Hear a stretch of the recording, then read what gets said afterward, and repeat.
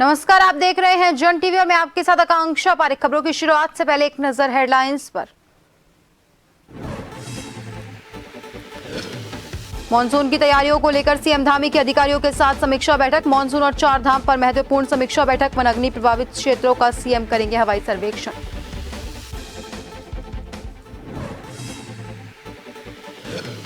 नहीं बुझ रही उत्तराखंड के जंगलों में आग। मसूरी में छावनी परिषद के लाल टिब्बा क्षेत्र के जंगलों में लगी भीषण आग। सूचना पर डीएफ और वन विभाग की टीम ने आग पर काबू पाने की कोशिश। चारधाम यात्रा के लिए उत्तरकाशी पुलिस की तैयारियां पूरी। यात्रा रूट को 2 सुपर जोन, 7 जोन और 20 सेक्टर्स में बांटा। पुलिस जवानों के साथ platoon, PAC, SDRF, fire unit रहेंगे तैनात। सीसीटीवी से होगी निगरानी। रामनगर में आने लगी लीची की खुशबू। किसानों को अच्छी पैदावार होने की उम्मीद। लीची को जीआई टैग मिलने पर काश्तकारों में खुशी। दिल्ली, नोएडा, कोलकाता सहित कई राज्यों के व्यापारियों ने डाला डेरा। और उत्तराखंड में भीषण गर्मी के बीच मौसम विभाग ने दी खुशखबरी। पूर्वानुमान के मुताबिक राज्य में अगले 24 घंटे बदला रहेगा मौसम का मिजाज। उत्तरकाशी, चमोली, रुद्रप्रयाग, टिहरी, देहरादून और हरिद्वार में हल्की हल्की बारिश।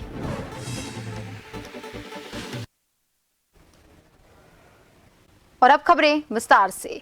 मुख्यमंत्री पुष्कर सिंह धामी की अध्यक्षता में वनाग्नि मॉनसून चारधाम पर महत्वपूर्ण समीक्षा बैठक शुरू हो गई है। वनाग्नि से बेहाल प्रदेश में किए जा रहे उपायों पर यह समीक्षा बैठक हो रही है। बैठक में मॉनसून को लेकर भी तैयारियों की समीक्षा की जा रही है। तो वहीं मौसम केंद्र ने इस मॉनसून सीजन में सामान्य से 60% ज्यादा बारिश का अनुमान जताया है। बैठक में आपदा प्रबंधन सचिव Garhwal, commissioner SDRF, NDRF, one विभाग, स्वास्थ्य विभाग और यात्रा से संबंधित अन्य विभागीय अधिकारी मौजूद हैं।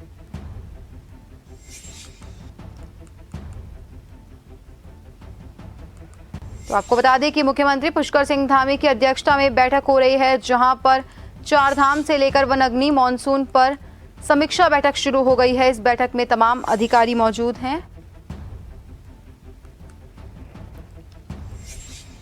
बैठक में आपदा प्रबंधन सचिव Garhwal, commissioner SDRF, NDRF, one विभाग, स्वास्थ्य विभाग और यात्रा से संबंधित अन्य विभागीय अधिकारी भी मौजूद हैं।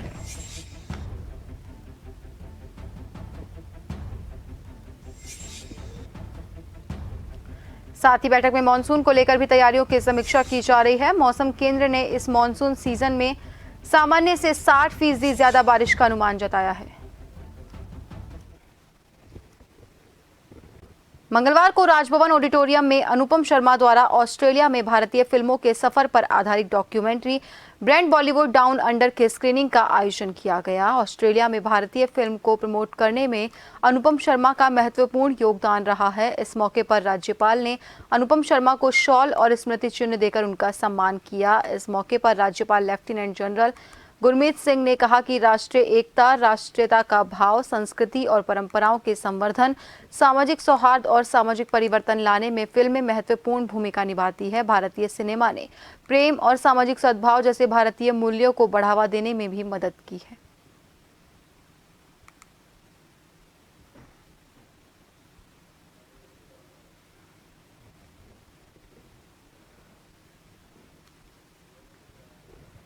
पूर्व राज्य आंदोलनकारी और पूर्व दर्जा राज्य मंत्री सहित कॉलेज राजनीति से सक्रिय तमाम पदों पर आसीन रह चुके कांग्रेस नेता ललित जोशी ने इस बार कांग्रेस की ओर से मेयर पद के लिए ताल ठोक दी है। जोशी का कहना है कि हर कार्यकर्ता को अपने अधिकार की अपनी दावेदारी हाईकमान के सामने रख सकता है। वहीं इसी क्रम में मैंने भी अपनी दावेदारी रखी है, क्योंकि छात्र संघ से मैं लगातार राजनीति करते हुए आया हूं। कई सालों से कांग्रेस कार्यकर्ता के रूप में कार्य करते हुए आया हूं, इसीलिए मेरी दावेदारी स्वाभाविक है। शहर को सुंदर बनाने के साथ सबसे ज्यादा परेशानी जाम की है, जिसके लिए उचित प्रबंधन करना मेरी जिम्मेदारी होगी।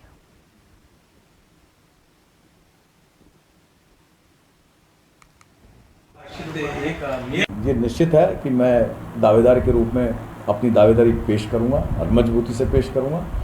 पूरा 31वां वर्ष मुझे कांग्रेस के अंदर हो गया, शायद 32वां ना चल रहा हो।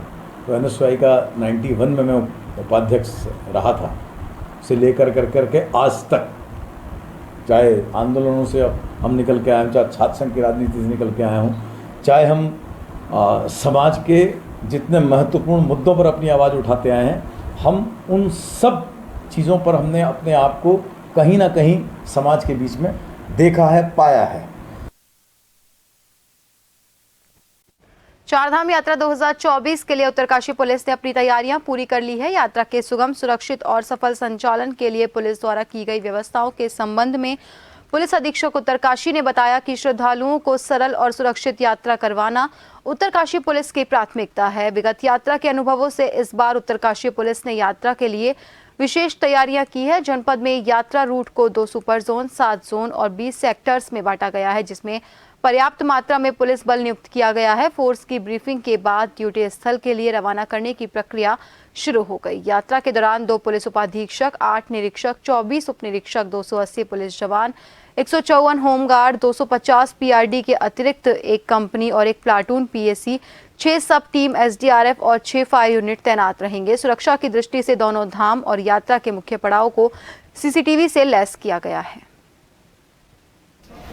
हमारा पूरा जो चारधाम रूट है उसको 2 सुपर जोन, 7 जोन और 20 सेक्टर में बांटा गया है, जिसमें जिम्मेदार अधिकारियों की तैनाती की जाएगी। और अति संवेदनशील जो रूट है हमारे, उस पर हमने फोर्स को इस बार बढ़ाया गया है। और टूरिस्ट पुलिस असिस्टेंस बूथ जो हैं, ऐसे संवेदनशील जो मार्ग हैं उस पर हमने हर जगह लगाए हुए हैं। उसके अलावा जो हमारे लैंडस्लाइड जोन है वहाँ पे एसडीआरएफ की तैनाती भी की जाएगी। 1 टीम हमने बढ़ाई है, तो इस तरह से 6 सब टीम एसडीआरएफ की और 6 सब टीम फायर यूनिट की भी लगाई जाएगी, जिनकी तैनाती गंगोत्री के घाटों पे और यमुनोत्री के घाटों पे भी की जाएगी। और खबर की ज्यादा जानकारी के लिए हमारे सहयोगी सुमित कुमार सीधा हमारे साथ फोन लाइन पर उत्तरकाशी से जुड़ चुके हैं। सुमित, चारधाम यात्रा की शुरुआत उत्तराखंड में जल्द होने वाली है, ऐसे में प्रशासन जोर शोर से तैयारियां कर रहा है, तो किस तरह से प्रशासन की तैयारियां जारी है? जी बिल्कुल, क्योंकि चारधाम जो यात्रा है बिल्कुल सर पे आ चुकी है। क्योंकि जो यात्रा की तैयारी हो, चाहे वो जिला प्रशासन की बात की जाए, चाहे वो पुलिस प्रशासन की बात की जाए, क्योंकि तमाम लोग, चाहे वो जिलाधिकारी की बात की जाए, क्योंकि यमुनोत्री धाम की बात की जाए या गंगोत्री धाम की बात की जाए, तो यहाँ पर लगातार मॉनिटरिंग की जा रही है। क्योंकि यात्रा को इस बार सुगम और सरल बनाने के लिए जिला प्रशासन और पुलिस विभाग द्वारा तमाम तैयारी की गई है। सबसे जो मेन जो यहाँ पर पुलिस की जो भूमिका है वो जरूर चारधाम में दिखती है, क्योंकि जहाँ पर ट्रैफिक की जो समस्या जरूर यहाँ पर आती है। कई ऐसे मार्ग हैं जहाँ पर बारिश के कारण अवरुद्ध हो जाते हैं और जो स्लाइडिंग जोन है जहाँ पर खतरा बना हुआ है, तो पूरे यहाँ पर जो जिला एसपी है उन्होंने साफ तौर पर यहाँ पर जो प्लाटुमा है वो उस होमगार्ड के जवान या पीआईडी के जवान की बात की जाए या कांस्टेबल की बात की जाए, तो तमामों को यहाँ पर आज से यहाँ पर रवानगी शुरू कर दी है। चाहे वो गंगोत्री धाम की बात की जाए, चाहे यमुनोत्री धाम की बात की जाए, क्योंकि यहाँ पर रूट डाइवर्ट की बात भी यहाँ पर एसपी ने बात की है। क्योंकि उन्होंने कहा कि जहाँ पर जाम की जो समस्याएं आती है वहाँ पर हमने यहाँ पर वन वे का जो नियम है वो बनाया हुआ है। क्योंकि यहाँ पर जो यात्रा जो चलेगी उसको सुगम बनाने के लिए कि हमारे द्वारा यहाँ पर पूरी प्रयास किया जा रहा है। क्योंकि कहीं ना कहीं जहाँ पर मार्ग में स्लाइडिंग जोन जरूर पहलकुघाट की बात की जाए या बटवाड़ी क्षेत्र की बात की जाए, तो यहाँ पर कुछ ऐसे जो चयनित जगह की हैं जहाँ पर बारिश के कारण स्लाइडिंग जोन आते हैं, जहाँ पर पिछले वर्ष कहीं खतरा जरूर यहाँ पर हुए थे, कई दुर्घटना भी यहाँ पर सामने आई थी। तो इसी कारण से इस बार जो तैयारी है वहाँ पर एक चौकी चेक पोस्ट की भी यहाँ पर पूरी व्यवस्था की गई है। क्योंकि जब यहाँ पर कोई सूचनाएं ऐसी मिलती है तो यहाँ पर पुलिस की जो टीमें हैं वो जगह जगह तैनात किए जाएंगे। क्योंकि यात्रा को इस बार पूरी तरह से, चाहे जिला प्रशासन की बात की जाए चाहे पुलिस प्रशासन की बात को, यात्रा को सुगम बनाने के लिए यहाँ पर पूरी कोशिश की जा रही है। जी बहुत बहुत धन्यवाद सुमित, तमाम जानकारी देने के लिए और हमसे जुड़ने के लिए। तो बता दें कि चारधाम यात्रा 2024 के लिए उत्तरकाशी पुलिस ने अपनी पूरी तैयारियां कर ली है। यात्रा को सुगम, सुरक्षित और सफल संचालन के लिए पुलिस द्वारा की गई व्यवस्थाओं के संबंध में पुलिस अधीक्षक उत्तरकाशी ने बताया कि श्रद्धालुओं को सरल और सुरक्षित यात्रा करवाना उत्तरकाशी पुलिस की प्राथमिकता होगी।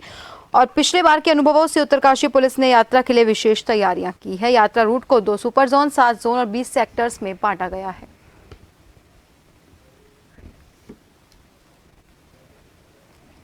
पिथौरागढ़ के विभिन्न थानों के माध्यम से सर्विलांस सेल को गुम हुए मोबाइल के संबंध में प्रार्थना पत्र प्राप्त हुए थे, जिन्हें पुलिस अधीक्षक रेखा यादव के आदेशों के मुताबिक सर्विलांस सेल ने गुम हुए कुल 135 मोबाइल बरामद किए हैं, जिनकी कीमत तकरीबन 20,25,000 रुपए है। पुलिस अधीक्षक ने पुलिस कार्यालय में बरामद मोबाइल्स को उनके स्वामियों को सुपुर्द किया। लोगों द्वारा पिथौरागढ़ पुलिस का आभार व्यक्त।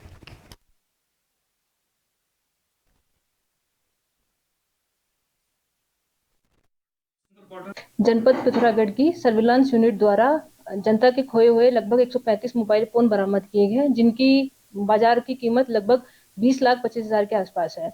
ये जो फ़ोन है वो लोकल पब्लिक में यहाँ जो आए भ्रमण के लिए आते हैं टूरिस्ट, उनके फ़ोन है जो सर्विलांस टीम द्वारा सतत प्रयत्न से ये बरामद किए गए हैं। और आज जो लोग जिनके फ़ोन गुम हुए हैं उनको बुला करके उनको ये वापस पुनः लौटाए जा रहे हैं, जिससे उनके चेहरों पर खुशी लौटी है। बढ़ते हैं अगली खबर की ओर। पहाड़ों की रानी मसूरी में छावनी परिषद के लाल टिब्बा क्षेत्र के जनाबादी वाले क्षेत्र के पास जंगलों में भीषण आग लग गई, जिससे लोगों में हड़कंप मच गया। जंगल में आग लगने की सूचना मिलने पर डीएफओ मसूरी अमित कंवर के नेतृत्व में वन विभाग की 3 टीम मौके पर पहुंची और जंगल में लगी आग पर काबू पाने की कोशिश की गई। DFO Mussoorie Amit Kanwar ground zero पर उतरकर वन विभाग के कर्मचारियों के साथ आग को बुझाने का प्रयास करते हुए नजर आए।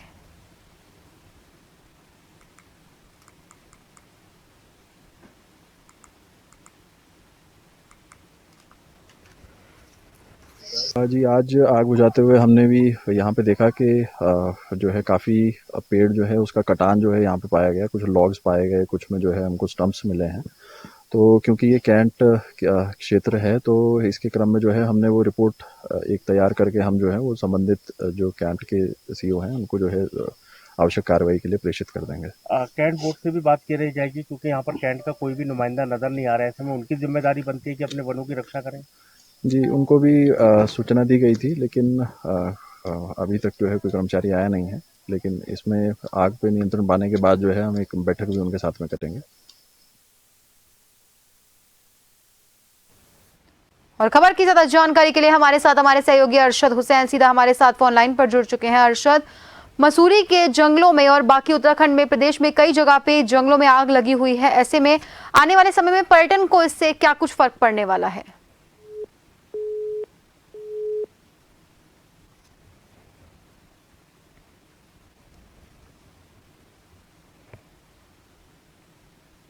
बता दें कि पहाड़ों की रानी मसूरी में छावनी परिषद के लाल टिब्बा क्षेत्र के जनाबादी वाले क्षेत्र के पास जंगलों में भीषण आग लग गई, जिससे लोगों में हड़कंप मच गया। जंगल में आग लगने की सूचना मिलने पर डीएफओ मसूरी अमित कंवर के नेतृत्व में वन विभाग की 3 टीम मौके पर पहुंची और जंगल में लगी आग पर काबू पाने की कोशिश की गई। DFO Mussoorie Amit Kanwar ground zero पर उतरकर वन विभाग के कर्मचारियों के साथ आग को बुझाने का प्रयास करते नजर आए। और खबर की ज्यादा जानकारी के लिए हमारे सहयोगी अरशद हुसैन सीधा हमारे साथ फोन लाइन पर जुड़ चुके हैं। अरशद, मसूरी के क्षेत्रों में और प्रदेश में कई इलाकों में जंगलों में आग लगी हुई है, ऐसे में इस आग का पर्यटन पर क्या कुछ असर पड़ सकता है?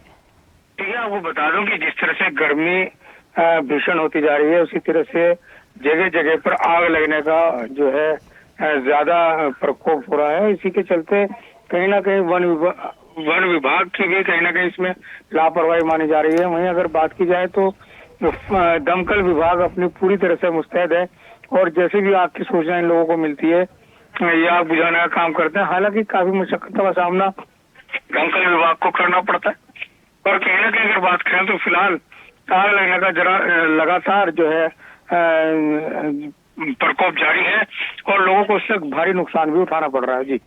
जी, वहीं अरशद, बात करें अगर पर्यटन के क्षेत्र की, तो क्या इस आग से पर्यटन को भी कोई नुकसान होने की संभावना है?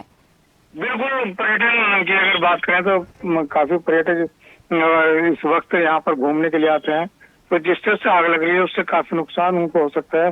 और जिस तरह से अगर बात करें हवा भी काफी चल रही है, तो उसके चलते आग अगर एक जगह लगती है तो दूसरी जगह फैलती चली जाती है। इसी को लेकर कहीं ना कहीं पर्यटन कराने वाले लोगों को भी काफी परेशानियों का सामना करना पड़ सकता है।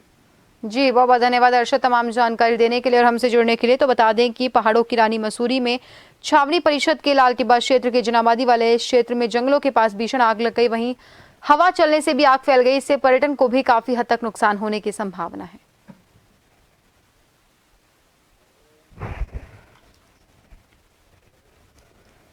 पिथौरागढ़ जिला मुख्यालय के पास जिलाधिकारी रीना जोशी ने कुमोड़ गांव में गेहूं की फसल पर की जा रही क्रॉप कटिंग का निरीक्षण किया। डीएम ने खेत में गेहूं की पकी फसल काटकर इसका शुभारंभ किया। इस दौरान राजस्व विभाग ने कुमोड़ गांव के कृषकों के गेहूं के खेत में 30 वर्ग मीटर का प्लाट बनाकर सीसीई एग्री ऐप के माध्यम से क्रॉप कटिंग का प्रयोग किया। जिलाधिकारी ने खेत का नक्शा, खसरा, रजिस्टर, भू अभिलेखों की जांच करते हुए किसानों से बोए गए गेहूं के बीज के बारे में जानकारी ली।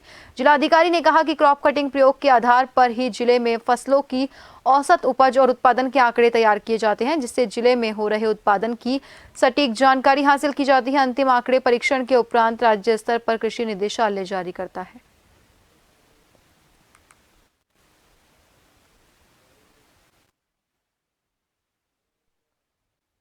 कोतवाली थाना विकास नगर क्षेत्र के अंतर्गत हरबटपुर बाजार में नवनिर्मित बस अड्डे से थोड़ा आगे 2 दुकानों के पीछे स्थित गोदाम में अचानक से आग लग गई। सूचना मिलने पर चौकी प्रभारी हरबटपुर पुलिस टीम के साथ मौके पर पहुंची। फायर ब्रिगेड विकास नगर सेलाकुई को सूचित किया। प्रभारी निरीक्षक विकास नगर भी पुलिस फोर्स के साथ मौके पर पहुंचे। कश्यप इलेक्ट्रॉनिक और MK ऑटो खराद मशीन के पीछे स्थित बंद गोदाम में ये आग लगी थी।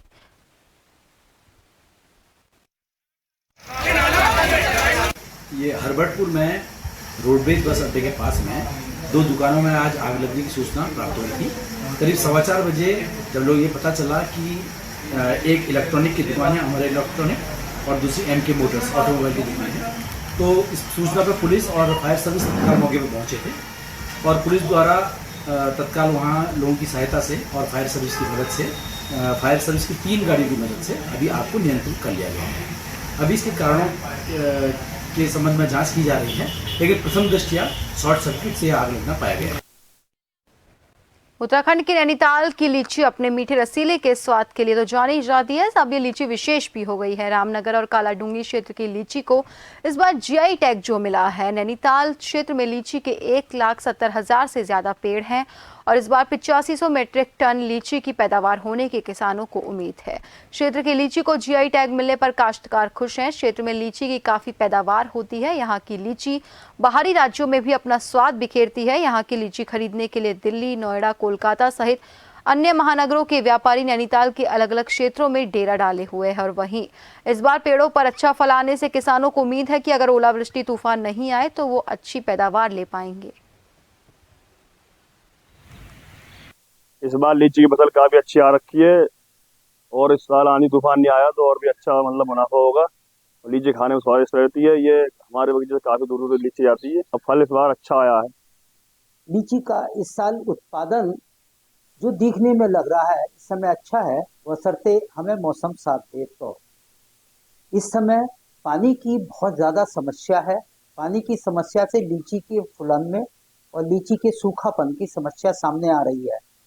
अगर यही मौसम में कुछ बारिश मिल जाती तो लीची का उत्पादन वाकई में बहुत बढ़िया होता और क्वालिटी बहुत बढ़िया होती। देखिए, उत्तर भारत में मुजफ्फरपुर के बाद रामनगर की लीची विश्वविख्यात है, जिसके उद्देश्य जो यहाँ के किसानों की जागरूकता का परिचय है। ऐसे में भारत सरकार द्वारा इस क्षेत्र को, जनपद नैनीताल के विशेषतर इस क्षेत्र को GI टैग मिला हुआ है। यहाँ के किसान एसोसिएशन, जो लीची ग्रोवर एसोसिएशन है, उसके सफल प्रयासों से ये यहाँ का इस क्षेत्र ख्याति प्राप्त हुई है।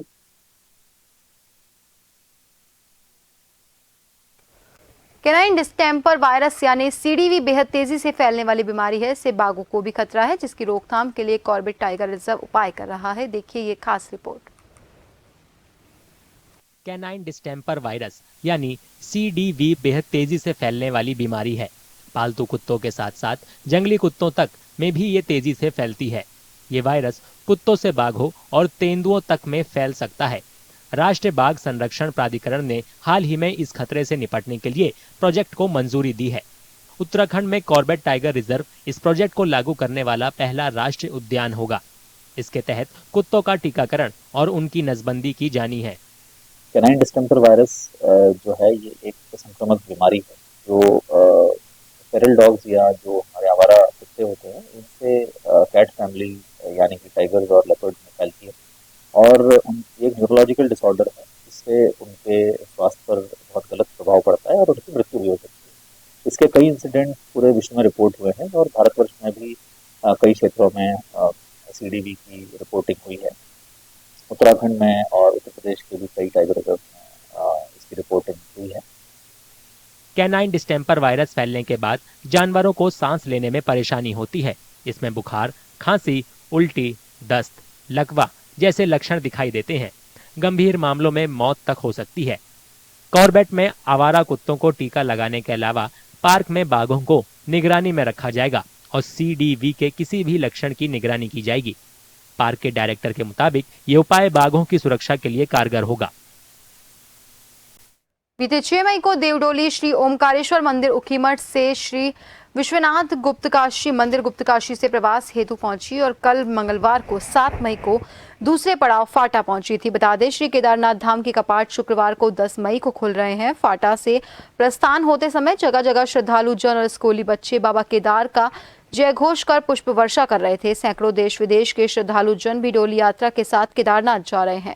पंचमुखी डोली के गौरीकुंड प्रस्थान के समय विष्णु प्रसाद कुर्मांचली, केदारनाथ धाम के पुजारी शिवशंकर लिंग, कार्याधिकारी आरसी तिवारी, वरिष्ठ प्रशासनिक अधिकारी डीएस भुजवान और यदुवीर पुष्पवान, डोली प्रभारी प्रदीप सोमवाल, संजय तिवारी, भरत कुमारचली, कुलदीप धर्मान, आलोक बजवाल, संजय कुकरेती सहित बड़ी संख्या में श्रद्धालु मौजूद रहे।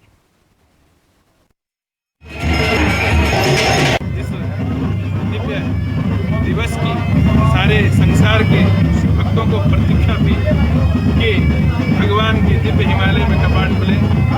आज शुभ अवसर पर इस क्रम में भगवान शिव अपने पड़ाव ग्राम फाटा से चल करके गौरीमाई गौरीकुंड के दिव्य मंदिर में प्रवास करेंगे। भगवान का रात्रि विश्राम गौरीकुंड में होगा। आज मां भवानी के साथ भगवान शंकर जी दिव्य पूजन के साथ विराजमान रहेंगे और 9 तारीख को भगवान शिव अपने धाम में पहुंचेंगे। और फिलहाल के लिए बुलेटिन में इतना ही। बने रहिए एजेंट टीवी के साथ। नमस्कार।